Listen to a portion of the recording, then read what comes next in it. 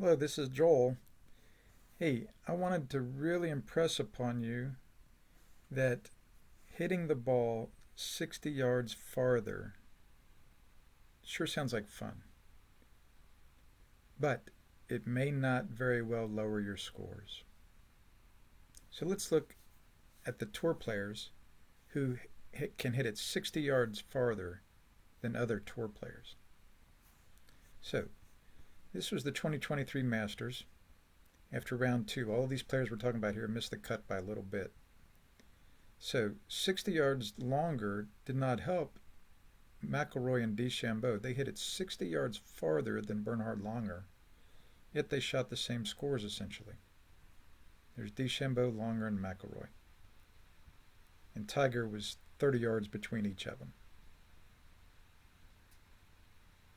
So, if you really think, boy, my score is going to be so much lower if I would just hit it 60 yards farther, let's see what happens if the best players in the world do that. Because you know how discouraging it is, right? If you're playing and you're 10 or 20 yards behind a guy all day long. How discouraging was it for Bernhard Langer? I'm guaranteeing it wasn't for him because he doesn't care. But he could have been really discouraged 60 yards behind his fellow competitors at the Masters. But they shot the same score. How can that be? Well, I'm going to tell you it's mainly because down here at the bottom it says all par golf is, Joel, is to get my drive in play where I can swing at it. It means in play, right? You're not blocked out. Get my second shot on or around the green, right? It doesn't have to be on the green if it's just around the green, but then you get down in two shots. So isn't that a 4? You do that 18 times, you shoot 72. I do not need to make one perfect full swing to shoot par golf, Joel, is what my famous aunt told me back in 1978. And this timeless golf principle that I'm describing in my books for you is still true because it's timeless. This will not change. And so much of a person's confusion in golf is mainly because they don't understand this timeless golf principle, that's all par golf is. Par golf is not that complicated. So let's look a little closer here. 60 yards more distance. Is that really going to help? They shot the same scores. Well, it's because the Bozo-Shots hurt Woods, DeChambeau, and McIlroy where they hardly hurt Langer at all. Woods, DeChambeau, and McIlroy had 12, 8, and 12 Bozo-Shots those 2 rounds, whereas Langer only had 3 Bozo-Shots.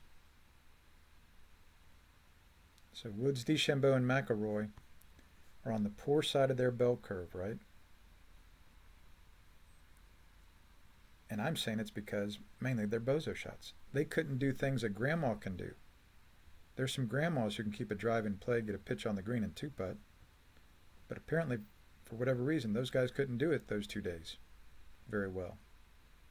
So they end up on the poor side of their bell curve and they miss the cut. Now, Langer missed the cut also, but he was probably more in the average part of his bell curve because he only had 3 Bozo-Shots. He only had 2 drives out of play. He had missed the green once with a pitch, and he had no 3-putts in 36 holes at that crazy difficult course. So again, you want to learn to love what you're doing right. Keep your drive in play. Get your first pitch on the green and no worse than 2-putt. And 65% of the time, you're going to be on the good side of your bell curve. And you will have consistent golf more and more because your good side will have more and more scores.